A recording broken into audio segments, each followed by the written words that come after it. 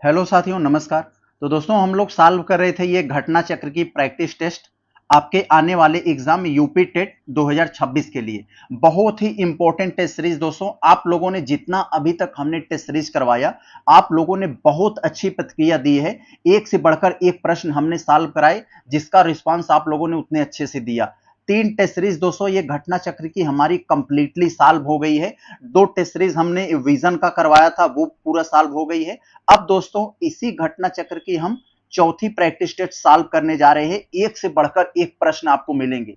साथियों आपसे बता दिए, चौथी प्रैक्टिस टेस्ट, इसमें सिर्फ और सिर्फ वही प्रश्न डाले गए हैं जो अब तक कई कई बार रिपीट हुए हैं प्रश्न। वो सारे रिपीटेड प्रश्न है और ऐसे संभावित प्रश्न है जिनकी आने की ज्यादा से ज्यादा संभावना है। वो तो रिपीटेड और संभावित प्रश्न इसमें पूरा का पूरी तरीके से इंक्लूड किया गया है। तो आप सब वीडियो को अंत तक देखेंगे, अपने आप को अंदाजा लगाइए, चेक कीजिए हम कितना कर ले रहे हैं वीडियो को पॉज करके। तो दोस्तों बिना किसी देरी का हम उम्मीद करते हैं कि आप रील्स नहीं देखते होंगे। अगर आप रील्स नहीं देखते होंगे तो ऐसे बेहतरीन वीडियो को आप झेल पाएंगे। आप इसको, आपके अंदर उतना धैर्य होगा कि आप सहन कर लेंगे। प्रैक्टिस टेस्ट है, यहाँ 3 हमने कंप्लीटली सॉल्व कर लिया है। तो हम भाग, अपने सबसे पहले वाले भाग जो हमारे बाल विकास और शिक्षण से संबंधित है, तो बाल विकास एवं शिक्षण विधि वाले टॉपिक को हम निपटाते हैं। हर एक टॉपिक से दोस्तों 30 प्रश्न है, 5 टॉपिक 150 प्रश्न।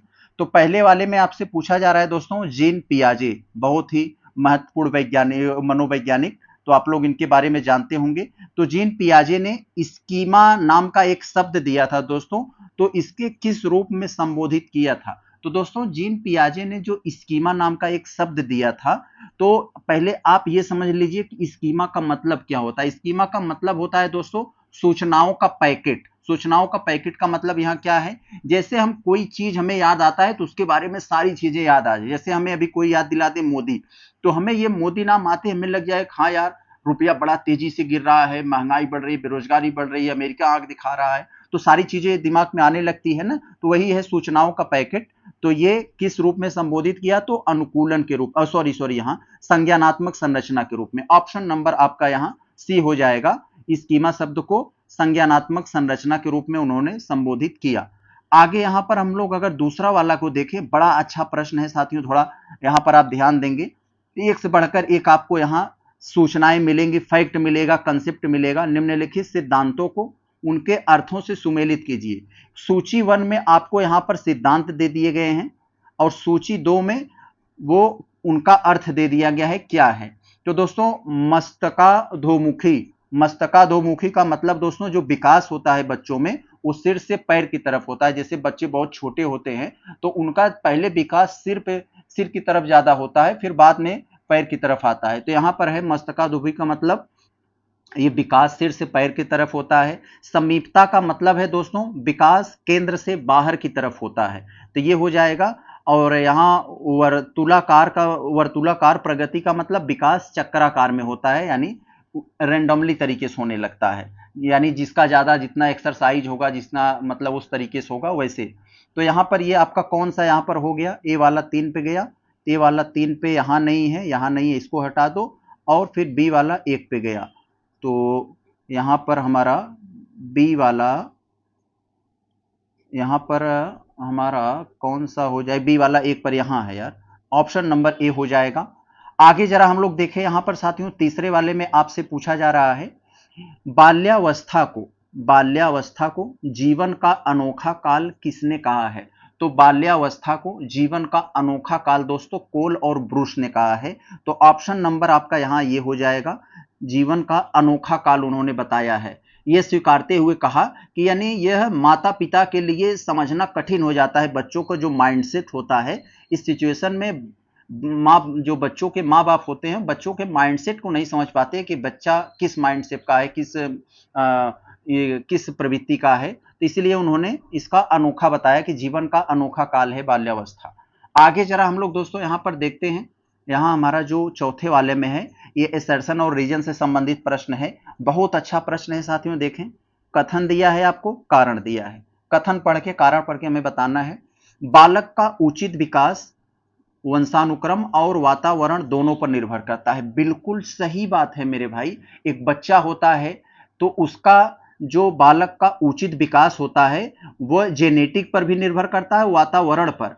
जैसे कहा जाता है ना कि हम लोगों का जैसा प्रवृत्ति है ये कुछ जेनेटिक तय करता है कि हमारे माँ बाप पूर्वज कैसे रहे हैं। फिर एक होता है इन्वायरमेंट में, हम लोग किस इन्वायरमेंट में रह रहे हैं, माहौल वहाँ का कैसा है, और कुछ अपने एक्सरसाइज पढ़ लिख कर स्कूल वगैरह से सीखते हैं। तो यही है यहाँ पर बिल्कुल, बालक वंशानुक्रम और वातावरण पर निर्भर करता है बालक का उचित विकास। अब यहाँ पर लिखा है आखिर क्यों वंशानुक्रम और वातावरण दोनों एक दूसरे के पूरक हैं। बिल्कुल है मेरे भाई, यानी कथन भी सही है, कारण भी सही है, और कारण ए को एक्सप्लेन भी कर रहा है, जो पहला है उसको एक्सप्लेनेशन भी कर रहा है। तो ऑप्शन नंबर ए हो जाएगा, यानी ए और आर दोनों सही हैं। आर ए की सही व्याख्या भी कर रहा है। आगे जरा हम लोग यहाँ पांचवें वाले में अगर देखें तो यहाँ देखिए, समाज में लैंगिक भेदभाव की शुरुआत मुख्य रूप से कहाँ से होती है। लैंगिक भेदभाव का मतलब ये होता है दोस्तों, हम लोग लड़कों के साथ कुछ और व्यवहार करते हैं, लड़कियों के साथ कुछ और। हमारे घर में भी, परिवार में भी देखा जाता होगा कि ऐसा न चाहते हुए भी हो जाता है। तो यहाँ पर लैंगिक भेदभाव की शुरुआत सबसे पहले हमारे परिवार से ही होती है। आप लोग देखते हैं ना कि बहुत सारा ऐसा होता है, यहाँ पर एक लड़का लड़की को मार देता है, अगर छोटा बच्चा है लड़का लड़की, तो लड़का लड़की को मार देगा, बेचारी रो कर रह जाएगी। लेकिन लड़की अगर मार देगी तो पूरे परिवार की भावना आहत हो गई कि मेरे बच्चे को कैसे मार दिया। ऐसा देखा जाता है, बहुत सारे घरों में हमने देखा है, आपने भी देखा होगा। तो दोस्तों प्रश्न संख्या हम लोग छठे वाले को देखते हैं। बड़ा इंपॉर्टेंट और कंसेप्चुअल प्रश्न है, थोड़ा ध्यान देंगे तो ये प्रश्न कई बार पूछा गया है। यहां देखिए क्या कह रहे हैं, कोहलबर्ग ने, दोस्तों कोहलबर्ग ने नैतिक विकास के 3 लेवल बताए थे। नैतिक विकास के स्तर का सही कालक्रम यहां पर हमने बताना है। तो आपको बता दूं, इस प्रश्न का कहने का मतलब है कोहलबर्ग ने नैतिक विकास के 3 चरण बताए हैं। तो उन चरणों को हमें कालक्रम में बताना है कि पहले कौन था। तो पूर्व परंपरागत स्तर यहां पर पहला है उनका दोस्तों। पहला क्या है? पूर्व परंपरागत स्तर, परंपरागत स्तर। तो इसमें दोस्तों क्या है, इसमें आपको 4 से 10 साल की इसमें बात की गई है, यानी बच्चों की जो 4 से 10 साल की एज होती है, इसे पूर्व परंपरागत स्तर में उन्होंने क्लासिफाइड किया था। और बताया कि इस उम्र में जो बच्चे होते हैं ना, कि वो क्या करते हैं कि जो परिवार में जो नियम बनाए रहते हैं पूरी तरीके से परिवार को देखकर कॉपी करते हैं, ये होता है।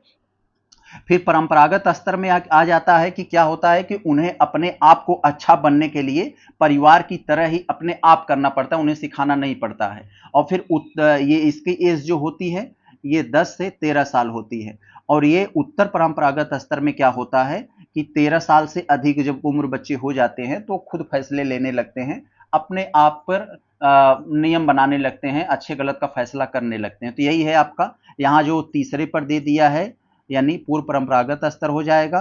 फिर कौन होगा, ये 1 वाला हो जाएगा, फिर आपका ये 2 हो जाएगा, यानी 3 1 2 आपका यही क्रम होगा। देखते हैं कहां पर है, 3 1 2 यहां पर है, ऑप्शन नंबर बी हो जाएगा, छठे का बी।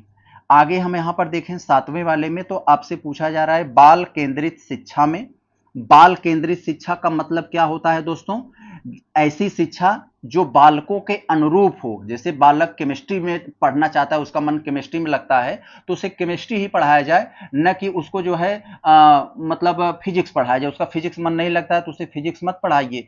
उसका जो जिस मन में जिस टाइप के सिलेबस में जिस विषय में लगता है, यानी बच्चों के क्षमताओं के अनुरूप, उनके रुचि के अनुरूप जो शिक्षा दी जाती है उसे बाल केंद्रित शिक्षा कहते हैं। तो बाल केंद्रित शिक्षा में किन भिन्नताओं पर जोर दिया जाता है, तो दोस्तों वैयक्तिक भिन्नता पर जोर दिया जाता है। वैयक्तिक भिन्नता का मतलब क्या होता है, इसी को इंग्लिश में दोस्तों क्या कहा जाता है, इंडिविजुअल डिफरेंस। वैयक्तिक भिन्नता को इंडिविजुअल डिफरेंस बोला जाता है, इंडिविजुअल डिफरेंस।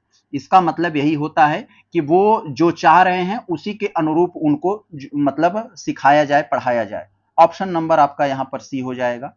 आगे हम लोग देखें, यहां 8वें वाले में आपसे जो पूछा जा रहा है कि मानव व्यक्तित्व के किन 2 कारकों की अंतःक्रिया का परिणाम है। तो यहां आपको बड़ी अच्छी बात बताई जा रही है, यानी मानव व्यक्तित्व, यानी हम यानी मानव के जो पर्सनालिटी है वो 2 कारकों की अंतःक्रिया का परिणाम है। यानी मानव की पर्सनालिटी किन 2 कारकों की अंतःक्रिया का परिणाम है, तो मेरे भाई आनुवांशिक यानी जेनेटिक और इन्वायरमेंट, यानी हम लोगों के पर्सनालिटी कैसी है, दो कारकों की अंतरक्रिया का परिणाम है। एक तो जेनेटिक हो गया कि हमारे पूर्वज किस प्रवृत्ति के थे वो होती है, और दूसरा हम किस वातावरण में पड़े बड़े हैं वो डिपेंड करता है। यही हमारे पर्सनालिटी में दो महत्वपूर्ण अंतःक्रिया का परिणाम है। ऑप्शन नंबर सी हो जाएगा। आगे यहाँ पर हम लोग देखें 90 वाले में, तो आपसे पूछा जा रहा है परीक्षण और उनके प्रतिपादकों का सही मिलान करें। यहाँ पर आपको कुछ परीक्षण दे दिया है, कुछ जो टेस्ट हुए थे वो दिया है, और यहाँ पर उसके प्रतिपादक किसने किया था वो दिया गया है। तो बड़ा अच्छा सा प्रश्न है, एक तरह से आपकी पर्सनालिटी को टेस्ट करने के लिए। यहाँ देखिए प्रश्नावली विधि। प्रश्नावली विधि क्या है, आप सीख लीजिए। मैं चाहता तो सारा पहले उत्तर बता देता, लेकिन आपको कुछ देना चाहता हूं जो आपके दिमाग को मैं इंटरेक्ट करना चाहता हूं। प्रश्नावली विधि में क्या है, आपको कई सारे प्रश्न दिए रहते हैं, बहुत सारे प्रश्न तो लिखा रहता है कॉपी पर, उसे आपको सामने पूछा जाता है, यस नो करके चिन्ह लगाया जाता है। क्या आप ऐसा करते हैं, यस। क्या आप ऐसा करते हैं, नो। आप ऐसा करते हैं, नो। आप ऐसा आप बहुत जल्दी गुस्सा हो जाते हैं, नो। तो ऐसे आपसे प्रश्न पूछकर यस नो लगाया जाता है, उसके आधार पर आपकी पर्सनालिटी तय की जाती है। तो यह विधि किसने दिया था ये आपको यहाँ पर बताना है साथियों। प्रश्नावली विधि को गाल्टन ने दिया था। तो यहाँ पर आपका क्या हो जाए, गाल्टन कहाँ पे है, नहीं है क्या यार, यहाँ पर है दूसरे वाले में। तो यहाँ गाल्टन, फ्रांसिस गाल्टन हो जाएगा, यानी एक वाला हमारा बी पे गया। तो एक वाला बी पे कहाँ कहाँ नहीं है, यहाँ नहीं है काट दो, यहाँ नहीं है काट दो, दो ऑप्शन आपको गए। अब आपको आ जाता है स्याही धब्बा परीक्षण। स्याही धब्बा परीक्षण क्या होता है साथियों, स्याही की तरह दीवार या कपड़े पर ऐसे फेंका रहता है, तो कुछ धब्बा रहते हैं, मान लीजिए स्याही का धब्बा पड़ा है, उस धब्बे को आपको दिखाया जाता है कि देखो, और तुम्हारे दिमाग में कौन सा चित्र बन रहा है इसको देखकर बताओ, तो उसे आपको बताना होता है।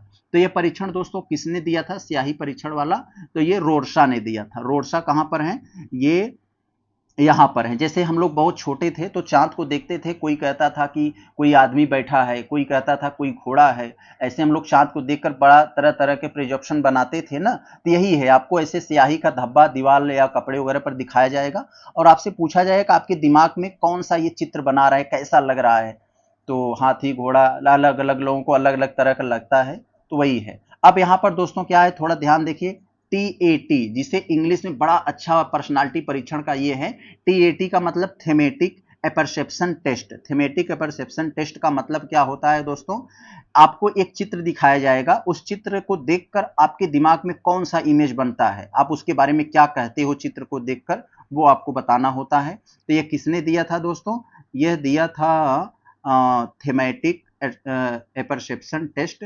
ये दोस्तों दिए थे एक मर्रे करके थे। तो यहाँ मर्रे कहाँ है, यहाँ है, यस, मार्गन और मुर्रे यहाँ पर है, तो ये हो जाएगा। और बाकी ये 16 पीएफ का मतलब क्या हुआ कि 16 पर्सनालिटी फैक्टर, ये पी का मतलब पर्सनालिटी, एफ का मतलब फैक्टर, तो 16 पर्सनालिटी फैक्टर। तो ये हमारी इसमें बात किया जा रहा है कि हमारी जो पर्सनालिटी होती है 16 फैक्टर पर निर्भर करती है, ये इन्होंने बताया था, कैटल ने बताया था। तो यहाँ पर कौन सा आपका उत्तर हो जाएगा, 4 वाला ए पे आएगा, 4 वाला ए पर और 3 वाला डी पर। तो यहाँ पर आपका ऑप्शन नंबर ये ए हो जाएगा, 9 का ए हो जाएगा। बहुत अच्छा। आगे जरा हम लोग देखें 10वें वाले में, यहाँ पर कह रहे हैं थार्नडाइक ने वैयक्तिक भिन्नता, अभी जो मैंने बताया था इंडिविजुअल डिफरेंस बारे में, जो इंडिविजुअल डिफरेंस यानी बाल केंद्रित शिक्षा में, तो यही थार्नडाइक ने इंडिविजुअल डिफरेंस यानी वैयक्तिक भिन्नता के मुख्य कारकों में से किसे शामिल किया। तो किसे शामिल किया था दोस्तों, जैविक अनुवांशिकता को शामिल किया था, परिपक्वता यानी मेच्योरिटी को शामिल किया था, लिंग भेद को शामिल किया था, यानी सभी को। ऑप्शन नंबर डी हो जाएगा उपयुक्त, तो सभी को उन्होंने शामिल किया था थार्नडाइक ने। थार्नडाइक ने किस पर प्रयोग किया था दोस्तों, आप लोग जानते होंगे, बिल्ली पर प्रयोग किया था इन्होंने, ये पूछा जाता है। यहाँ पर देखें, बालकों में कल्पना यानी इमेजिनेशन, यानी जो बच्चे होते हैं छोटे, उनमें जो इमेजिनेशन यानी कल्पना का विकास के लिए क्या करना चाहिए। तो बच्चों में हमें, जैसे हमारे घर छोटे छोटे बच्चे हैं, उनको किसी चीज के बारे में सोचना, कल्पना कराना के लिए हमें क्या करना चाहिए। तो यहाँ पर दोस्तों क्या है कि उन ज्ञानेंद्रियों को दोस्तों प्रशिक्षित करना चाहिए, ट्रेनिंग करना चाहिए, उनको कहानियां सुनाना चाहिए। कहानियों के माध्यम से वो बच्चे अपने दिमाग में इमेज बनाते हैं, जंगल था, जंगल में शेर था, शेर दौड़ाए भागे, तो लोग ऐसे ऐसे सुनते हैं तो उनके दिमाग में इमेज बनती है। रचनात्मक प्रवृत्ति का विकास यानी क्रिएटिविटी, एक माइंडसेट का उनमें विकास होता है, यानी सभी के सभी, तो यानी कल्पना के विकास के लिए ये सभी करने चाहिए। यहाँ पर देखें हम 12वें वाले में, तो आपको मनोवैज्ञानिक से संबंधित कुछ यहाँ पर चीजें दी गई हैं, बड़ी अच्छी चीज है। आप यहाँ पर देखिए कई सारा चीज आप एक ही जगह पर सीखने वाले हैं। सूची 1 में आपको कुछ मनोवैज्ञानिक का नाम दिया है, और सूची 2 में उन्होंने क्या किया था, उनके सिद्धांत क्या थे, ये आपको यहाँ दिया गया है। तो साथियों यहाँ पर तो आप लोग अच्छी तरह से जानते हैं, सीवी गुड इन्होंने मोटिवेशन को लेकर, मोटिवेशन को बहुत अच्छा चीज बताया है। कह रहे थे कि जब चुनौतीपूर्ण स्थितियां होती हैं तो हमें मोटिवेशन की जरूरत पड़ता है। मोटिवेशन मतलब अभिप्रेरणा हिंदी में जिसे कहते हैं। तो ये हमारी चुनौती को बहुत अच्छे से मैनेज करवाती हैं, क्योंकि भाई हम लोग जब पढ़ते लिखते हैं या मन नहीं लगता है या नीरस हो जाते हैं तो मोटिवेशन जरूरत पड़ता है। तो यही दिए थे सीवी गुड, चुनौतीपूर्ण स्थितियां दिए थे। स्किनर दोस्तों क्या किए थे, सृजनात्मकता, चिंतन तथा तर्क। ऑप्शन नंबर ये है, ये चौथे वाले से मिल जाएगा। यानी स्किनर ने चिंतन और तर्क से संबंधित यहाँ पर सिद्धांत दिया। अब आप देखिए 2 से आपका काम बना कि नहीं बना, तो ए वाला हमारा 4 पे जाएगा। ए वाला 4 पे कहाँ कहाँ नहीं है, यहाँ नहीं है, यहाँ नहीं है। और सी वाला 2 पे जाएगा, सी वाला 2 पे जाएगा, सी वाला 2 पे कहाँ है, यहाँ है। तो उत्तर आपका पता चल गया सिर्फ 2 ही से। अब आप चाहो तो कर सकते हो। हमारा गेट्स ने कौन सा सिद्धांत दिया था, ये शिक्षण का एक रूप दिया था। क्योंकि जैसे आप याद कर सकते हो ना कि बिल गेट्स जैसा बनना होगा तो आपको शिक्षण, विभिन्न तरीके से शिक्षण का रूप अपनाना होगा। तो ये हो जाएगा, आपके दिमाग में बन जाएगा। मोटिवेशन हमारे लिए अच्छा होता है, चुनौतीपूर्ण, ये हो जाएगा। स्किनर तर्क हो जाएगा। और यहाँ पर बाकी एक है जॉर्ज जॉनसन, ये मस्तिष्क को प्रशिक्षित करने का सिद्धांत इन्होंने बताया। तो हो जाएगा, आपका काम बन गया। अब यहाँ पर देखिए 13 वाले में जो आपसे पूछा जा रहा है, सृजनात्मकता, जिसे इंग्लिश में क्रिएटिविटी कहते हैं। सृजनात्मकता की प्रकृति कैसी होती है? तो सृजनात्मकता की जो प्रवृत्ति होती है दोस्तों, वो केवल जन्मजात नहीं होती है दोस्तों, अर्जित भी होती है। केवल जन्मजात नहीं होती है और केवल अर्जित भी नहीं होती। हमारे अंदर क्रिएटिविटी है, इसका मतलब ऐसा नहीं सिर्फ हमने सीखा है, जेनेटिक्स में उसमें कुछ रोल रहता है, कुछ अर्जित का रहता है। यानी जन्मजात और अर्जित दोनों होते हैं। तो ऑप्शन नंबर आपका सी हो जाएगा।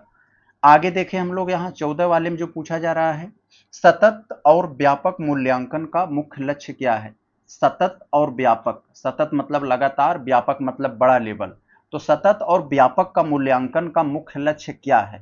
तो क्या है दोस्तों, बच्चों में सतत मानसिक एवं सामाजिक विकास करना, यही है सतत, बच्चों का सतत मानसिक एवं सामाजिक विकास करना सतत और मूल्यांकन का मुख्य लक्ष्य है। ऑप्शन नंबर सी हो जाएगा यहाँ आपका। 15 वाले में अगर हम लोग देखें तो प्रश्न पत्र निर्माण की आधारशिला किसे माना जाता है? कई बार मैं बता चुका हूं, 3 बार आ गया यही प्रश्न, अलग अलग रूप में आया है, मैंने कई बार बताया है। और जब आता है अपना रूप चेंज करके आता है। आधारशिला, तो आधारशिला, प्रश्न पत्र की आधारशिला क्या होती है? मेरे भाई आप कोई भी काम करते हो, सबसे पहले आपका मेन काम यही होता है, उसका एक ब्लूप्रिंट तैयार करना, खाका तैयार करना कि कैसे कहां पर क्या होने वाला है। शादी करते हो या कोई आप बिजनेस करते हो, तो एक पेपर पर आप एक खाका बनाते हो ना, ये यहाँ इतना खर्च लगेगा, ये मैनेजमेंट इतना लगेगा, ऐसे लगेगा, ये मटेरियल लगेगा, इतने आदमी, ये सारा चीज जो बनाते हो इसी को ब्लूप्रिंट कहा जाता है। ब्लूप्रिंट का मतलब एक योजना होता है, किसी योजना का जो एक खाका होता है वही होता है। हम लोग कुछ तैयार करते हैं तो उसकी एक योजना बनाते हैं, वही जो होता है पेपर पर। तो आधारशिला किसे माना जाता है? ब्लूप्रिंट का। जैसे प्रश्न पत्र आपको बनाना है तो आप पहले ये देखोगे ना कि किस विषय से हमें कितने प्रश्न उठाने हैं, किस गहराई का प्रश्न देना है, कितने सिलेबस को टच कराना है, तो यही सब उसका एक ब्लूप्रिंट आप बनाओगे। यहाँ पर देखिए 16 वाले में जो आपसे कहा जा रहा है, बड़ा अच्छा सा प्रश्न है मिलान से संबंधित। मिलान से संबंधित प्रश्न में आप कई सारा चीज एक ही बार सीख लेते हैं। तो यहाँ देखिए सूची 1 में दिया है और सूची 2 में दिया गया है। सूची 1 में सीखने अधिगम स्थानांतरण दिया है, अधिगम स्थानांतरण सूची 1 में। अधिगम स्थानांतरण का मतलब जो यानी लर्निंग से रिलेटेड बातें हैं, और दूसरे में उसका उदाहरण दिया गया है। तो बड़ी अच्छी बात है, यहाँ देखिए आपको उदाहरण से समझाएंगे, हमेशा हमेशा के लिए दिमाग में छप जाएगा। धनात्मक स्थानांतरण का मतलब क्या होता है दोस्तों? हमने कुछ सीखा, हमने कुछ सीख लिया है, और जब हम भविष्य में उसके कुछ आगे का सीखते हैं तो वो हमें काम आता है। जैसे हम साइकिल सीख लिए, अब हमें भविष्य में मोटरसाइकिल सीखना है तो वो हमारा काम आता है, क्योंकि मोटरसाइकिल चलाने के लिए हमें साइकिल सीखना पड़ता है, नहीं तो हम जल्दी नहीं सीख पाएंगे। तो यही है, तो यानी यही है साइकिल चलाने का, साइकिल चलाने वाले का मोटरसाइकिल चलाना, एक इसका उदाहरण है, बड़ा अच्छा यही है। अब यहाँ पर साथियों यहाँ ऋणात्मक स्थानांतरण, इसका मतलब क्या होता है कि हमने पहले जो सीखा वो हमने सीख लिया और बाद में हम कोई दूसरा काम करने जा रहा है तो वो हमें बाधा उत्पन्न कर रहा है, हमें सीखने नहीं दे रहा है। जैसे मान लीजिए हम एक कबीर का दोहा याद कर लिए, मान लीजिए चरक का दोहा याद कर लीजिए, तो काम नहीं करते हैं, काम तो जानवर करते हैं, इंसान क्या काम करेगा। तो हम कहीं काम करने जाएंगे तो हमें लगेगा कि हमने वो पढ़ लिया है, तो हमें लगेगा कि यार क्यों काम करें, तो हमारे लिए नेगेटिविटी पैदा करेगी। यही है साथियों यहाँ पर। तो यहाँ पर क्या हो जाएगा आपका, थोड़ा ध्यान देंगे तो यहाँ पर यही हो जाएगा कि अंग्रेजी आपने टाइपिंग कर लिया है और जब हिंदी टाइपिंग करने जाएंगे तो वहां आपको बाधा उत्पन्न करेगा, तो क्योंकि आपने अंग्रेजी का किया है। शून्य स्थानांतरण में क्या होता है कि आपने पहले से जो सीखा है और दूसरा काम करने जा रहे हो तो उसमें ना तो वो फायदा कर रहा है आपको, ना तो नुकसान कर रहा है। तो यहाँ पर क्या हो जाएगा, टंकर चित्रात्मक पर कोई प्रभाव नहीं पड़ता है। और लंबवत स्थानांतरण का मतलब होता है जोड़ सीखने के बाद गुणा सीखना, ये लंबवत स्थानांतरण हो जाएगा। तो आपका ऑप्शन ए बन रहा है, बहुत अच्छा। आगे हम लोग यहां पर देखें साथियों, तो आपको यहां क्रिया प्रसूत अनुबंध सिद्धांत दिया है। क्रिया प्रसूत अनुबंध सिद्धांत को इंग्लिश में ऑपरेंट कंडीशनिंग कहा जाता है। तो ऑपरेंट कंडीशनिंग यानी क्रिया प्रसूत अनुबंध सिद्धांत का प्रतिपादक किसने किया था, तो किसने किया था दोस्तों, यहां पर ये तो कोहलार ने किया नहीं था, ये नहीं होंगे, पावलोव भी नहीं किया था। आगे चले देखते हैं किसने किया था, तो ये दोस्तों किया था, ये बी स्किनर ने किया था। ऑप्शन नंबर आपका यहां सी हो जाएगा, स्किनर ने किया था, तो बी स्किनर एफ ने, तो ऑप्शन नंबर आपका यही हो जाएगा। आगे यहां हम लोग देखें मिलान से संबंधित ये भी है, यहां मनोवैज्ञानिकों, यहां पर आपको कुछ मनोवैज्ञानिक दे दिए गए हैं और यहां पर उन्होंने किस जीव पर प्रयोग किया था ये तो मैंने बार बार आपसे कई बार बता चुका हूं। थार्नडाइक ने बिल्ली पर अपना प्रयोग किया था, एक भूखी बिल्ली पिंजड़े में बंद करके उसके बाहर एक मछली रख दिया तो बिल्ली तड़फड़ाकर जो है सिटकिनी पर हाथ गया, सिटकिनी खुल गई। कई बार ऐसा हुआ तो बिल्ली को लग गया कि यही पंजा मारने से सिटकिनी खुलती है, तो खुल जा रही थी बार बार, तो उन्होंने ऐसे त्रुटि और प्रयास नियम का किया।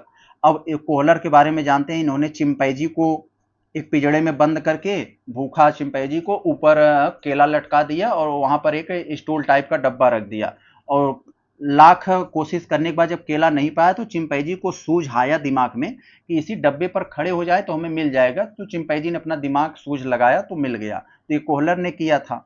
अब यहाँ पर दोस्तों पावलोक, हम लोग कुत्ता को खूब पाव रोटी खिलाए हैं तो ये पावलोक कुत्ता आ जाएगा, स्किनर चूहा हो जाएगा। तो आगे देखें हम लोग, हो गया हमारा काम। अब हमारा ए वाला 2 पर गया और बी वाला 4 पे, ए वाला 2 बी वाला 4, ऑप्शन नंबर ए हो जाएगा 18 का ए।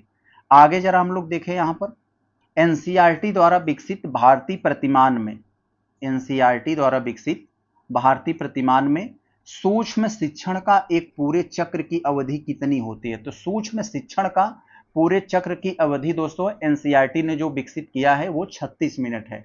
36 मिनट, इसमें क्या होता है दोस्तों, पहले 6 मिनट में बच्चों को पढ़ाया जाता है, फिर अगले 6 मिनट में उसका दोस्तों फीडबैक लिया जाता है बच्चों से, आखिर बच्चों को कितना पल्ले पड़ा ये होता है। फिर क्या किया जाता है, 12 मिनट एक फिर नई योजना बनाई जाती है और फिर उसका 6 मिनट पढ़ाया जाकर 6 मिनट फीडबैक लिया जाता है। आप देख लीजिए 6 6 12 6 6 12 24 और 12 36 हो गया, ऑप्शन नंबर बी हो जाएगा आपका। आगे जरा हम लोग यहाँ पर देखें 20 वाले में, तो यहाँ पर एक एसर्शन रीजन से संबंधित आपको प्रश्न दिया गया है, कथन कारण। तो यहाँ पर आप क्या करोगे, निर्देशन एक व्यापक प्रक्रिया है, निर्देशन को इंग्लिश में डायरेक्शन कहते हैं। तो डायरेक्शन एक व्यापक प्रक्रिया है परंतु परामर्श के बिना इसका उद्देश्य पूर्ण नहीं हो सकता। बिल्कुल मेरे भाई, निर्देशन एक व्यापक प्रक्रिया है लेकिन परामर्श का मतलब आपको बारे में दूसरा कोई जो कुछ बता रहा है, तो वही है, परामर्श के बिना इसका उद्देश्य पूर्ण नहीं हो सकता, ये बात तो सही है। अब क्यों, इसका कारण दिया है, परामर्श में किसी दूसरे व्यक्ति यानी परामर्शदाता के द्वारा विचारों का आदान प्रदान करके समस्या समाधान में सहायता लिया जाता है। तो बिल्कुल आप लोग जानते हैं, जैसे डॉक्टर लिखे रहते हैं ना, परामर्श का समय इतने बजे से इतने बजे तक, यानी आप जाएंगे अपनी समस्या बताएंगे तो आपका उसका उपाय बताएंगे, आपकी समस्या पर बात करेंगे वो। तो यही है, यानी ए भी सही है, आर भी सही है और आर ए को एक्सप्लेन भी कर रहा है, तो आपका उत्तर यही हो जाएगा, आर ए की सही व्याख्या करता है। आगे यहां पर देखें 21 वाले में, तो यहां पर दोस्तों मिलान से संबंधित गजब का प्रश्न दिया है आपको, अधिगम अक्षमता, अक्षमता मतलब अधिगम डिसेबिलिटी, यानी हमें लर्निंग करने में जो डिसेबिलिटी होती है, यानी हमें जो सीखने में बाधा उत्पन्न करती है, ये है। तो यही है, इसी को अधिगम अक्षमता यानी लर्निंग डिसेबिलिटी कहते हैं। एक तरफ यहाँ किस क्या है और ये किस तरह का विकार उत्पन्न करता है। तो दोस्तों डिसलेक्सिया हम लोग जानते हैं, ऐसे याद कर ले। डिसलेक्सिया को हम डिक्शनरी समझ ले, और डिक्शनरी हम लोग क्या करते हैं, पढ़ते हैं। यस, तो डिसलेक्सिया जो होती है वो पढ़ने से संबंधित विकार है, पढ़ने से संबंधित एक बीमारी है, पढ़ने में समस्या होती है। और डिसग्राफिया, डिसग्राफिया यहाँ पर आप इसको ऐसे याद कर ले, आप ग्राफ बनाते हैं तो पेन से बनाएंगे, कुछ लिख कर बनाएंगे, तो डिसग्राफिया एक लिखने से संबंधित बीमारी है यानी विकार है।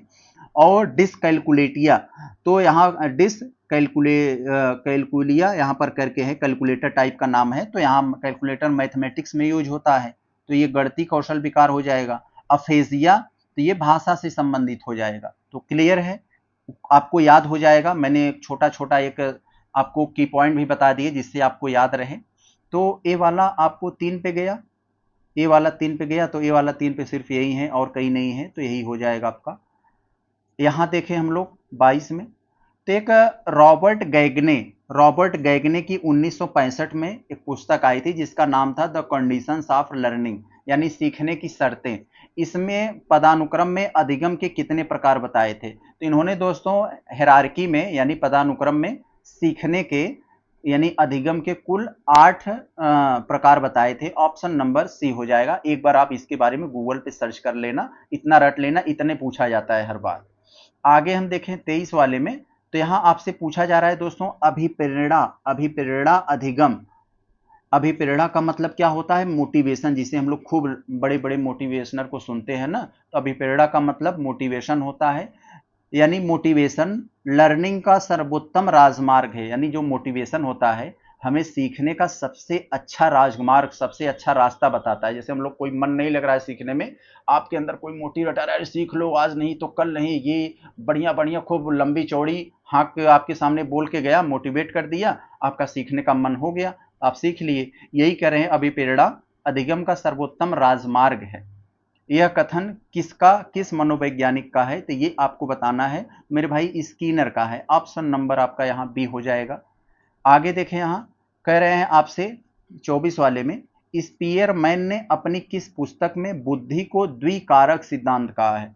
तो द्विकारक बुद्धि का सिद्धांत मतलब क्या होता है दोस्तों, उसमें दो चीज बताया गया, एक फ्लूइड बताया गया, यानी हमारी बुद्धि जो होती है वो दो भाग उसमें होते हैं, एक फ्लूइड यानी तरल और एक क्रिस्टल यानी ठोस।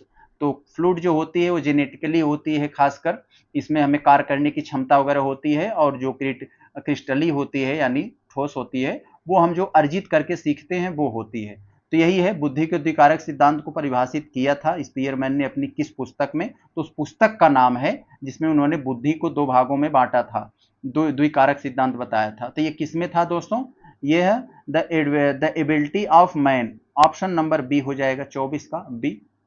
आगे हम लोग यहां पर अगर देखें 25 वाले में, मिलान से संबंधित है, गजब का प्रश्न। सूची 1 में आपको यहां पर आपको दिया गया है दोस्तों, यहां पर आपको कुछ सिद्धांत दिए गए हैं और यहां पर वो उसके प्रतिपादक का नाम है, तो मिलाकर बता देना है। तो व्यक्तिगत भाषात्मक, व्यक्तिगत अशाब्दिक, सामूहिक भाषात्मक, सामूहिक अशाब्दिक, यहां पर ये किसने दिया है, ये इसके बारे में आपको यहां पर डिटेल में बात करना है। तो व्यक्तिगत भाषात्मक, ये दोस्तों स्टैनफोर्ड बिने स्किल ने दिया था दोस्तों। और व्यक्तिगत अशाब्दिक यानी बिना शब्द वाला ये है, तो ये दिया था पोर्टियस भूल भूलैया। और या भूलेंगे तो आपको कोई शब्द याद नहीं आएगा तो ऐसे याद कर लेंगे, भूल भुलैया अशाब्दिक। और आपको यहाँ जो है यहाँ सामूहिक भाषात्मक, ये सिद्धांत किसने दिया था, तो आर्मी अल्फा परीक्षण, तो ये हो जाएगा। बाकी एक बचा सामूहिक अशाब्दिक, रेवेंस प्रोग्रेसिव मैट्रिसेस, तो आपका यहाँ पर ऑप्शन नंबर ए बनेगा, हो गया आपका काम। आगे चलें, अगर हम लोग देखें यहाँ 26 वाले में, तो आपसे पूछा जा रहा है कथन एक के रूप में, कथन है फिर कारण है। आगे देखें, यहाँ कह रहे हैं कि आपके चौमसी के अनुसार बालक में भाषा सीखने की योग्यता जन्मजात होती है। यानी चौमसी नाम के एक मनोवैज्ञानिक है, कह रहे हैं कि बालक में भाषा सीखने की योग्यता जन्मजात होती है। तो ये बात तो होती है दोस्तों, डिपेंड करती है, केवल अगर जन्मजात देता गलत हो जाता, लेकिन जन्मजात तो होता है। तो यहाँ कह रहे हैं बालक के पास जन्म से ही वातावरण की भाषा सीखने के लिए भाषा ग्रहण करने का यंत्र मौजूद होता है। बिल्कुल होता है। तो ये इसको एक्सप्लेन भी कर रहा है, सही भी है। तो आपका ऑप्शन ए हो जाएगा यहाँ 26 का ए। आगे यहाँ पर हम लोग देखें 27 में क्या पूछा जा रहा है, किस मनोवैज्ञानिक के सिद्धांत में बच्चों को अपने ज्ञान का सक्रिय निर्माण अर्थात नन्हा वैज्ञानिक माना जाता है।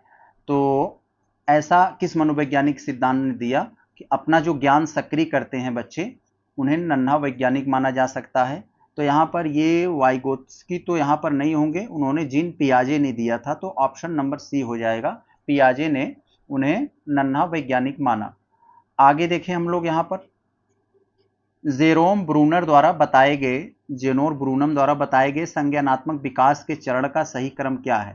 तो जेनोर ब्रूनर ने जो संज्ञानात्मक विकास के जो चरण बताए हैं, तो इसका मतलब क्या है, यहाँ पर अभी अगले पेज पर आपको यहाँ पर देखने को मिलेगा। यहाँ पर देखिए, यहाँ पर बड़ा अच्छा सा प्रश्न है, यहाँ आप कई सारा चीज सीखेंगे, यहाँ पर थोड़ा ध्यान दीजिए। तो यही है, इसमें जो विकास बताया है, क्रम बताया है, क्रियात्मक अवस्था, प्रतिबिंबात्मक अवस्था और संकेतात्मक अवस्था। यानी क्रियात्मक अवस्था क्या है दोस्तों, क्या होता है कि जो छोटे बच्चे होते हैं वो क्या काम करते हैं कि वो कुछ पहले करते रहते हैं। पहले अपना, जैसे बच्चे बहुत छोटे होते हैं, आप देखते हो तो हाथ पांव खूब मारते रहते हैं। तो हाथ पांव मारते रहते हैं, उनकी वो जो अवस्था होती है। फिर थोड़ा सा और बड़े होते हैं, ये 0 से 1 साल के बीच होता है। अब थोड़ा सा और बड़े होते हैं, आप मान लीजिए 1 से 6 या 7 साल, तो इसमें प्रतिबिंबात्मक अवस्था आ जाती है। यानी उनके दिमाग में जो वो देखता है बच्चा, वो देखने के बाद उसके दिमाग में चित्र बनने लगता है, अच्छा ये मम्मी है, ये पापा है, ये गाय है, भैंस है। तो ऐसे ऐसे करके ये प्रतिबिंब उसके दिमाग में प्रतिबिंब बनने लगता है। अब ये है संकेतात्मक अवस्था, ये 7 वर्ष के ऊपर बनता है। इसमें वो चीजें उसको अपने हिसाब से वो संकेत करने लगता है, वो उधर अट्रैक्ट होने लगता है, संकेत होने लगता है, उसका दिमाग कुछ अलग तरह का संकेत देने लगता है, वो अपना तर्क यूज करने लगता है। तो जैसे मान लीजिए कहीं वो कुत्ता भौंका, तो उसको लग जाएगा कि हाँ कुत्ता भौंका है, कुत्ते लड़ रहे हैं, तो दौड़ते हुए चला जाएगा देखने। तो वो है संकेतात्मक, कहीं उसे संकेत मिल रहा। यही है सी वाला आपका, यहाँ याद रखेंगे इसे। क्रोध, यहाँ पर क्या है दोस्तों, क्रोध संवेग की मूल प्रवृत्ति क्या है। तो आप लोग जानते हैं, क्रोध जब आदमी को होता है तो वो लड़ने की इच्छा जताता है, झगड़े करने की इच्छा जताता है, मार करने की इच्छा जताता है, यही होता है। तो क्रोध संवेग की मूल प्रवृत्ति युयुत्सा है। युयुत्सा का मतलब ही होता है लड़ने, लड़ाई झगड़ा करने की इच्छा, मार करने की इच्छा, यही होता है। ऑप्शन नंबर बी हो जाएगा। आगे देखें, यहाँ 30 वाले में जो आपसे पूछा जा रहा है, प्रासंगिक अंतर्बोध परीक्षण, प्रासंगिक अंतर्बोध परीक्षण, तो यह कौन सा से प्रासंगिक अंतर्बोध परीक्षण से कौन से संबंधित है। तो दोस्तों कौन से संबंधित है, तो मॉर्गन और मुर्रे, यही अभी आया था दोस्तों, मैंने आपको बताया था ना, जो वही है यहाँ पर। तो TAT करके भी आया था, वही वाला जो इमेज देखकर दिमाग में आपको कैसा ख्याल आता है, वो वाला। तो अब बी हो जाएगा, मतलब ए और बी दोनों, यानी ऑप्शन नंबर सी। तो यहाँ दोस्तों आपको क्लियर हो गया, ये हमारा जो CDP वाला पोर्शन था चौथी सेट से इसका, ये कंप्लीट हुआ। अब दोस्तों हम लोग यहाँ अपना भाग 2 जो भाषा हिंदी से संबंधित है, आपको इसको देख लेते हैं। बड़ा ही इंपॉर्टेंट होता है हिंदी। आपको दोस्तों CDP, हिंदी और EVS, इन तीनों में जितना आप जान फूकेंगे उतना ही आपका नंबर आएगा। मैथ और इंग्लिश में क्या होता है कि हम जितना पढ़ते हैं, लगभग एक एवरेज में थोड़ा बेसिक जानकारी रहेगी, तो मैथ और इंग्लिश में आप उतना पा जाएंगे। लेकिन इन सब में फैक्ट और कंसेप्ट पे चलता है, अगर आपका आया तो आया, नहीं आया तो आप कुछ कर नहीं सकते हैं। तो यहाँ पर दोस्तों बड़ा इंपॉर्टेंट है। अब मान लीजिए हमने इस पैसेज को पढ़ लिया है, पैसेज को दोस्तों पढ़ लिया तो बड़े अच्छे से आप सॉल्व कर लेंगे। जितना बेहतरीन तरीके से आप पैसेज को पढ़ेंगे उतना ही बेहतरीन उत्तर दे पाएंगे आप। तो दोस्तों पहले शब्द को, पहले वाले प्रश्न को हम लोग देखते हैं। आपको इसी पैसेज से एक शब्द उठाया गया है जिस शब्द का नाम है विश्ववमन। विश्ववमन शब्द का शब्द कौन से समास का उदाहरण है। तो सबसे पहले आपको विश्ववमन का अर्थ समझना होगा। विश्ववमन दोस्तों 2 शब्दों से मिलकर बना है, इसमें एक विष है, एक वमन है। विष का मतलब जहर होता है और वमन का मतलब बातें, यानी जहरीली बातें, कटीली बातें, या ऐसी बातें जिससे किसी को गहरा दुख मिले, इसका मतलब यही है। तो यहाँ पर आप देखेंगे कि इसका प्रधान पद क्या है, दूसरा वाला है वमन, विश्व वमन। तो यहाँ पर दूसरा पद जब प्रधान होता है तो तत्पुरुष समास होता है। तो ऑप्शन नंबर आपका ये हो जाएगा। तत्पुरुष समास के बारे में आप लोगों ने कई सारी चीजें पढ़ी होगी, यानी दूसरा पद जब प्रधान होता है तत्पुरुष, पहला जब प्रधान होता है तब व्ययी भाव, और जब दोनों होते हैं तो अब यहाँ पर ये हो जाता है, द्वंद्व में क्या हो जाता है कि हाइफन से जुड़ा होता है। तो आप लोग समझ गए, ऑप्शन नंबर आपका सी हो जाएगा। यहाँ पर दूसरे वाले में भी एक शब्द इसी पैसे से उठाया गया है, पातक। पातक शब्द का विलोम कौन सा शब्द है? तो पातक का विलोम क्या होता है? पातक का मतलब होता है दोस्तों, आप लोगों ने पढ़ा होगा, कई सारा बार यहाँ पर पढ़ा होगा, यहाँ आखिर पातक का मतलब क्या होगा। तो पातक का मतलब आपको पढ़ाया गया होगा कि पाप होता है। इसका मतलब क्या होता है? ये पाप, जैसे कहते हैं ना, ये मत करो पाप लगेगा, तो ये पाप होता है। तो इसका विलोम पूछ रहे हैं तो भाई पुण्य हो जाएगा, ऑप्शन नंबर ए हो जाएगा आपका। बहुत अच्छा। और यहाँ पर अगर इसका उल्टा देखें, यानी पुण्य और पाप एक दूसरे के यहाँ उल्टे हैं। अपराध का अगर आपको उल्टा करना हो तो अ हटाकर यहाँ निर लगा दो, यहाँ पर आप निर लगा दो, आपका काम बन जाएगा। तो निरपराध। और उपकार का आपका बताना हो यहाँ तो क्या कर दोगे आप? उपकार में भी थोड़ा सा आप इसमें चेंज करना होगा, अपकार कर दो, ऊ को हटाकर यहाँ अ लगा दो, अपकार। तो इसका उल्टा आपको यहाँ मिल जाएगा। क्लियर है? सारी चीजों को क्लियर होनी चाहिए। का पता कहां से पूछ दे तो आप भ्रमित हो जाएंगे। सिर्फ उत्तर जो बताते हैं वो समझ लो आपके साथ खिलवाड़ कर रहे हैं, आपका समय चाट रहे हैं और आपके साथ खिलवाड़ भी कर रहे हैं। तो आप थोड़ा सा इस चीज को आप मेच्योर होंगे तो समझ पाएंगे। मित्रता को स्थिर व दृढ़ करने के रखने के लिए, यानी मित्रता को स्थिर और दृढ़ रखने के लिए सबसे महत्वपूर्ण आवश्यक तत्व है। उपयुक्त शब्दों में वाक्य पूरा कीजिए। तो वाक्य पूरा करेंगे तो यहाँ पर ऊपर आप देखेंगे, ऊपर आपको यहाँ पर ये चीज आप दिया होगा, इसके आगे का जो शब्द है मैं आपको दिखा देता हूं। तो यहाँ पर आपको दिया होगा, तो मित्रता को स्थिर और सुदृढ़ रखने के लिए सबसे महत्वपूर्ण आवश्यक तत्व है सहिष्णुता और उदारता। सहिष्णुता और उदारता हो जाएगा इसके आगे की बात यहाँ पर। तो यहाँ पर यही हो जाएगा। यहाँ पर तीसरा वाला, अच्छा आधा ऑप्शन उधर चला गया है। तो यहाँ देख रहे हैं क्या हो जाएगा यहाँ पर, सहिष्णुता उदारता यहीं पर है यार, हम लोग कहाँ ढूंढ रहे हैं। ऑप्शन नंबर बी हो जाएगा। चौथे वाले में अगर हम लोग देखें यहाँ, तो किस कारक से मित्रता में दरार पैदा होती है? आप ऊपर वाले पैसेज को पढ़ोगे, अपने मन से कुछ नहीं बोलना होता है। ये नहीं अपनी कल्पनाओं के आधार पर पैसेज वाले का उत्तर नहीं दिया जाता है मेरे भाई, कि आपके मन में जो कल्पनाएं आ रही हैं उसके आधार पर दे दो। नहीं, आप जो पैसेज में कहा है उसके आधार पर देना पड़ता है। तो किस कारक से मित्रता में दरार पैदा होती है? तो आप ऊपर वाला पैसेज पढ़ोगे ना कि क्या करते हैं कि दोष दर्शन और एक दूसरे पर छीटा कसी। तो यहां पर दोस्तों ये वाला जो हो जाएगा यही है, दोष दर्शन और एक दूसरे पर छीटा कसी से क्या होता है कि मित्रता में दरार पैदा होता है। ऊपर आप पढ़ोगे पैसेज में आपको यही मिलेगा, कोई दिक्कत नहीं। आगे चले हम लोग, यहां पर देखिए पांचवें वाले में पूछ रहे हैं, क्योंकि 5 तक ये पैसेज से 5 प्रश्न तक पैसेज के आधार पर था। कैसे मित्र विष से भरे घट, घट मतलब घड़ा, यानी विष से भरे घड़े के समान त्याज्य होते हैं। यानी ऐसे कैसे मित्र होते हैं जो जहर से भरा मटका के समान होते हैं।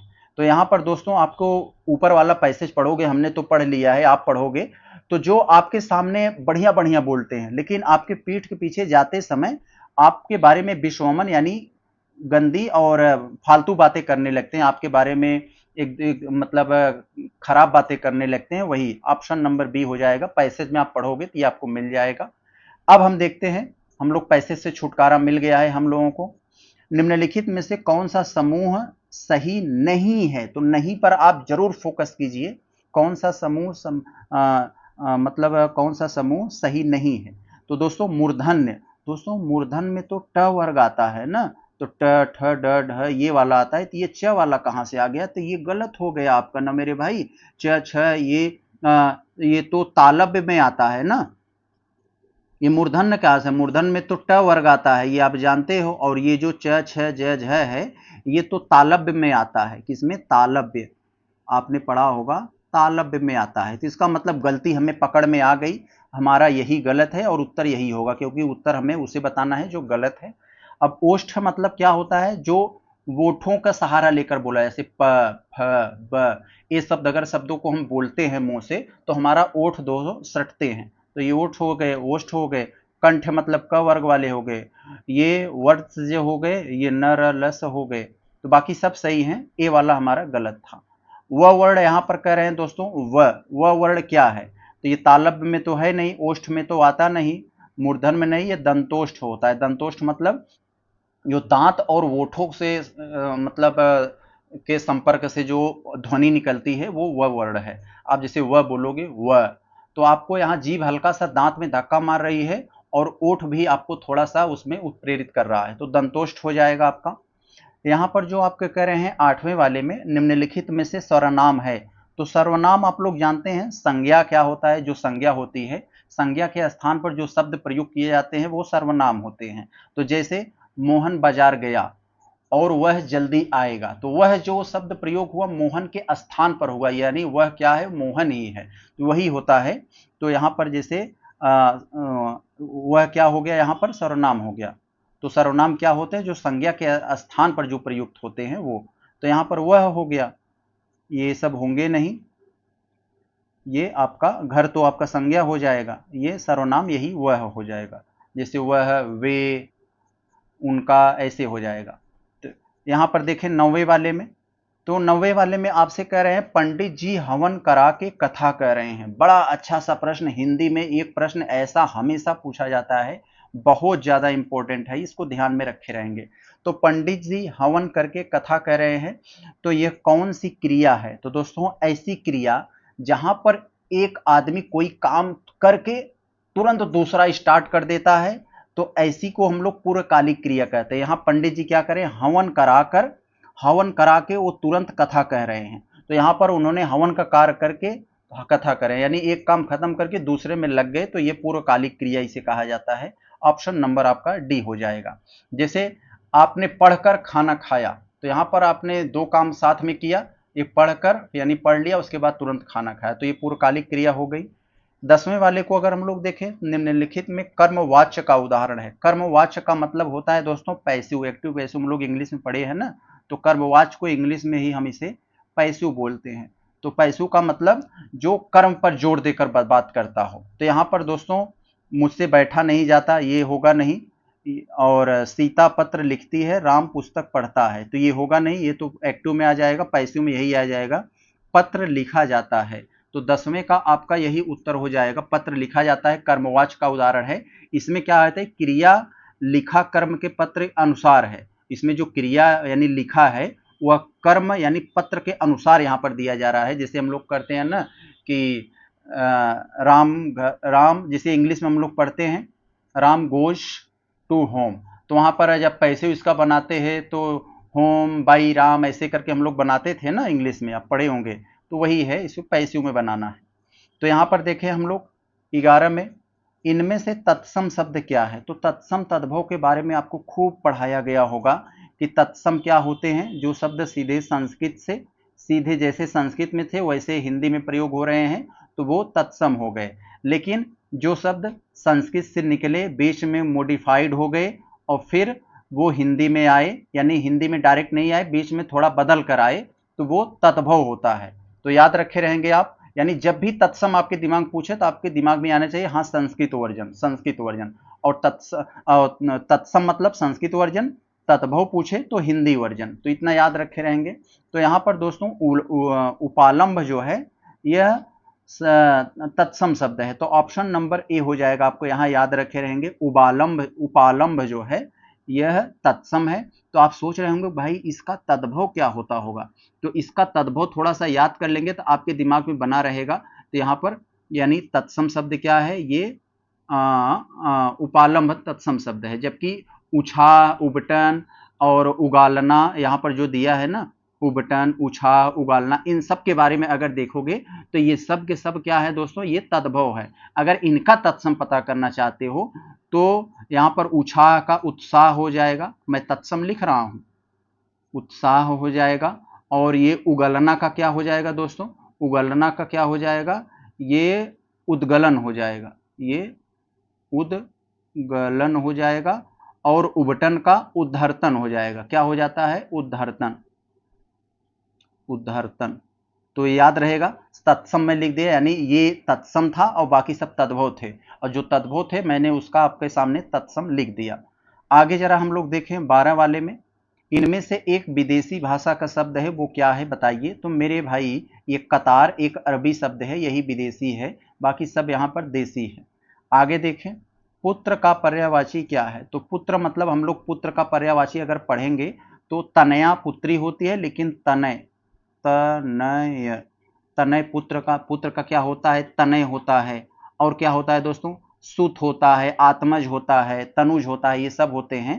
तो यहाँ पर यही हो जाएगा, ये ऑप्शन नंबर सी। यहाँ पर ये तनुज जो है ये पुत्र के पर्यायवाची माता है। बाकी यहाँ पर ये अग्रज का मतलब क्या होता है? जो आगे पैदा हुआ हो। अग्रज का मतलब यहाँ क्या होगा? जो बड़ा भाई हो हमारा, यानी बड़ा भाई को हम लोग अग्रज कहते हैं, छोटे भाई को हम लोग अनुज कहते हैं, और सहोदर का मतलब क्या होता है? सगे भाई। सगे भाई को सहोदर कहते हैं हम लोग। तो फिलहाल सारी चीज के समझ गए आप। 14 वाले को हम लोग देखें, यहाँ पर 14वें में आपसे जो पूछा जा रहा है, सुमति। सुमति का मतलब अच्छी बुद्धि, तो सुमति शब्द का विलोम क्या होगा? कुमति। तो ऑप्शन नंबर ये हो जाएगा, यानी भ्रष्ट बुद्धि। कुमति आपका ये उल्टा हो जाएगा इसका विलोम। और बाकी और सभी का आप विलोम चाहते हैं तो मैं आपको बता देता हूं, एक्स्ट्रा जानकारी के लिए बहुत काम देगा आपको। जैसे यहाँ सुमति में सु क्या है दोस्तों? ये प्रत्यय यहाँ पर मतलब अगर ये पूछा गया है कई बार, इसलिए बता रहा हूँ। सुमति में प्रत्यय क्या लगा है? उपसर्ग। उपसर्ग यहाँ पर सु है और इसमें कु है, तो ये चीज आप यहाँ पर जानते हैं। आगे चले हम लोग देखते हैं यहाँ पर। आगे यहाँ हमारा 15 वाले में क्या है? पैर से सिर तक। पैर से सिर तक को हम लोग एक शब्द में अगर बोलें तो अपाद मस्तक बोला जाता है। तो यहाँ पर हमारा ऑप्शन नंबर डी हो जाएगा। यहाँ पाद मस्तक, यहाँ पर आप कंफ्यूज ना होना, अपाद मस्तक उसे बोला जाता है, पैर से सिर तक के अपाद मस्तक होता है। तो यहाँ पर आप याद रखे रहेंगे। अब आगे हम लोग जरा देखते हैं, सहानुभूति शब्द में उस उपसर्ग क्या है? उपसर्ग अभी मैंने बताया, उपसर्ग वे शब्दांश होते हैं जो किसी शब्द के पहले जुड़कर उस शब्द का अर्थ बदल दे, उपसर्ग, और जो बाद में जुड़ते हैं वो प्रत्यय। तो सहानुभूति में क्या होता है दोस्तों? इसमें दो शब्द जुड़े होते हैं। यहाँ पर आपको थोड़ा सा इसका संधि विच्छेद आपको करेंगे तो आसानी से यहाँ पर निकल जाएगा। सह हो गया, इसमें क्या है? सह, एक सह हो गया। सह के बाद दोस्तों इसमें क्या आता है? अनुभूति। अनुभूति, तो यहां पर सह जो है ये आपका उपसर्ग हो जाएगा। आगे जरा हम लोग देखें, 17 में आपसे पूछा जा रहा है मिठास। मिठास में कौन सा प्रत्यय? प्रत्यय का मतलब अभी मैंने आपको बताया था, ये शब्द के पीछे ऐसे शब्दांश होते हैं, यानी शब्दों के अंश होते हैं जो किसी शब्द के पीछे जुड़कर उसका अर्थ बदलते हैं। तो मिठास में मीठा, और मीठा में आस लग गया है, तो यहाँ पर देखें हम लोग, यहाँ पर हो जाएगा आपका सी हो जाएगा। आगे देखें, यहाँ पर एक आपको लोकोक्ति यानी कहावत टाइप का यहाँ दिया गया है। लोकोक्ति कहावत लगभग थोड़े बहुत अंतर के साथ वही होता है मतलब। तो अति का भला न बरसना, अति की भली न धूप। इसका मतलब क्या है? बहुत ज्यादा बारिश भी भले के लिए ठीक नहीं होता है, बहुत ज्यादा धूप भी भले के लिए ठीक नहीं होता है। तो इसका मतलब क्या हुआ? अतिक भला न बरसना, अतिक न भली धूप। इसका मतलब किसी भी बात या वस्तु का अधिक होना ठीक नहीं है। ऑप्शन नंबर सी हो जाएगा आपका। यहाँ पर 19 में आपको दिया गया है निह प्लस कलंक, ये संधि आपको बताना है। तो आप ये उपसर्ग देखकर आपको देखकर समझ में आ गया होगा कि ये उपसर्ग संधि, एक होता है स्वर संधि, व्यंजन संधि और अयादि संधि। तो इसके बारे में आप लोगों ने पढ़ा होगा। तो यहाँ जब आप इसका संधि आप इसको करोगे तो आपको यहाँ क्या निष्कलंक हो जाएगा, निष्कालंक नहीं, निष्कलंक। ऑप्शन नंबर आपका यहाँ बी हो जाएगा, याद रखे रहेंगे। और ये इसमें खटकोड़ वाला सा रहेगा, ये नहीं रहेगा, ये भी नहीं रहेगा। आगे देखें, नवरत्न शब्द में कौन सा समास है? तो मेरे भाई मैं आपको कई बार बताया हूं, जिस भी शब्द में शुरुआती वाला शब्द संख्यावाचक निकले तो आप मान लेना कि वह द्विगु समास है। द्विगु में क्या होता है कि जो प्रथम शब्द होता है वो क्या करते हैं, उसमें जो प्रधान पद होता है वो संख्यावाचक से संबंधित होता है, तो द्विगु हो जाएगा। तत्पुरुष में क्या होता है कि उत्तर पद प्रधान होता है। तो ये चीज आप लोगों ने पढ़ा है। आगे देखें 21 वाले में, तो कह रहे हैं कि निम्नलिखित वर्तनी की दृष्टि से अशुद्ध अशुद्ध बताना है आपको, यानी अशुद्ध क्या है यहाँ पर, तो अशुद्ध बताना है, शुद्ध नहीं। तो प्रादेशिक ये तो शुद्ध है मेरे भाई, माधुर्य भी शुद्ध है, व्याप्त भी शुद्ध है। प्रामाणिक ये शुद्ध नहीं है, लग रहा होगा आपको शुद्ध है, लेकिन ये शुद्ध नहीं है, प्रामाणिक नहीं प्रामाणिक होता है। यहाँ पे आ का मात्रा लगेगा तब जाके सही होगा, तो इसलिए यह गलत हो गया, यही उत्तर होगा आपका। 22 में देखें हम लोग, निम्न में से अशुद्ध वर्तनी वाला शब्द बताइए, यानी जिसका वर्तनी अशुद्ध हो। तो अशुद्ध में क्या होगा दोस्तों, एकता भी सही है, उद्घोष भी सही है, तात्कालिक भी सही है। तो उपरोक्त ये गलत है, इसका शुद्ध वर्तनी वाला ऊपर युक्त हो जाता है। क्या हो जाता है दोस्तों, ऊपर युक्त हो जाता है, याद रखे रहेंगे। और कहीं कहीं पर आपको ये तत्कालिक दे देता है, यहाँ पर भी सही है तात्कालिक, यानी आ का मात्रा ही रहेगा इसमें, कहीं देख कंफ्यूज ना होइएगा आप। तो यहाँ देखिए आपको एक दोहा देकर अलंकार आपसे पूछा जा रहा है, जह तह मज्जा मांस, जह तह मज्जा मांस, मज्जा का मतलब बोन मैरो इंग्लिश में हम लोग कहते हैं, जहां पर हमारी ब्लड सेल्स बनती हैं। तो जह तह मज्जा मांस, रुधिर लखी परत बगारे, जित जित छिटके हाड़ से तू कहूँ कहूँ रत्नारे। यानी यहाँ पर हाड़ मांस मच्छा यहाँ पर बिखरे पड़े हुए हैं, तो यानी एक तरह का दोस्तों ये क्या है, यहाँ पर ये एक तरह का घृणा, ये सब चीजों को देखकर मन में एक तरह का वो घृणा आता है, ये सब चीज जहाँ होता है, तो इसी को दोस्तों ये भीभत्स रस है। तो यहाँ पर आपका ये कौन सा हो जाएगा, तो 23 वाले में आपका उत्तर कहाँ हो जाएगा, जहां पर भी आपको ऐसा दिखे तो वो क्या हो जाता है साथियों, ये विभत्स रस हो जाता है, यानी एक तरह का घृणा उत्पन्न करने वाला। तो ऑप्शन नंबर आपका ए हो जाएगा। आगे देखें हम लोग, यहाँ देखिए बड़ा अच्छा है, कई बार ये आ चुका है टेस्ट सीरीज में, सममात्रिक छंद है, जो सममात्रिक छंद है प्रत्येक छंद में 16 मात्राएं होती है, यानी ऐसा कौन सा मतलब दोहा है जिनमें सममात्रिक छंद होता है और प्रत्येक चरण में 16 मात्राएं होती हैं, तो वो चौपाई होता है। तो चौपाई यानी 4 पाई 4 पाई, यानी 4 4 का गुणा कर दो 16, तो यहाँ पर 16 मात्राएं होती हैं प्रत्येक चरण में, वो चौपाई में होता है। तो दोस्तों प्रश्न संख्या 25 वाले को हम लोग देखें, जो अलंकार से संबंधित है। आप लोग कई बार इसको पढ़े होंगे, देखिए अभी तुरंत आपके दिमाग में ये फिट हो जाएगा कि चमचमात चंचन नयन बिन, घूंघट पर झीन, मनहु सुर सरिता बिमल जल, उदात्त युग मीन।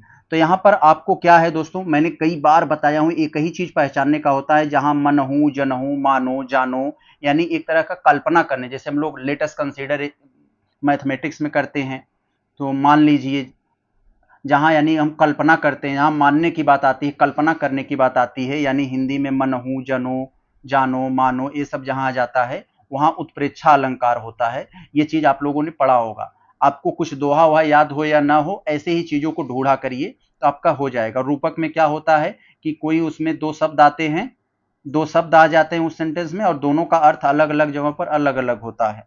तो ये चीजें आप लोगों ने पढ़ा होगा। आगे यहाँ पर हम लोगों ने देखें 26 वाले में, तो निम्नलिखित बोलियों में से पूर्वी हिंदी की बोली नहीं है। तो पूर्वी हिंदी का मतलब क्या है, जो पूरब में बोली जाती है, पूरब जैसे छत्तीसगढ़ पश्चिम बंगाल झारखंड इत्यादि में, ये सब पूरब में बोली जाती है, पूर्वी हिंदी की बोली नहीं है। तो दोस्तों अवधी भी है, छत्तीसगढ़ भी है, बघेली है, भोजपुरी दोस्तों ये बिहार में है, जो हिंदी की एक उपभाषा है। ऑप्शन नंबर सी हो जाएगा आपका। यहाँ 27 वाला देखें तो अग्नि रेखा, अग्नि रेखा दोस्तों किसका कविता संग्रह है, तो अग्नि रेखा दोस्तों महादेवी वर्मा का एक कविता संग्रह है। तो ऑप्शन नंबर आपका ये ए हो जाएगा। महादेवी में आप लोग जानते हैं रश्मि ऐसे और यामा, महादेवी वर्मा को अभी आया था एक प्रश्न पूछा था, तो किसके लिए इन्हें ज्ञानपीठ पुरस्कार मिला था महादेवी वर्मा को, तो यामा के लिए इनकी एक रचना थी, उसके लिए इन्हें ज्ञानपीठ पुरस्कार मिला था। तो यहाँ पर ये हो जाएगा आपका, बढ़िया प्रश्न है, याद रखे रहेंगे। अग्नि रेखा ये इनका है दोस्तों। और एक बात और जो इनके बारे में पूछा जाता है दोस्तों, अब इसके संबंधित एक प्रश्न और आया था, मैं कहीं नोट किया हूँ, एक सेकंड लैपटॉप मुझे अपने देखने दीजिए, तो आपको ये क्लियर कर दूं, कोई कंफ्यूजन नहीं रहना चाहिए।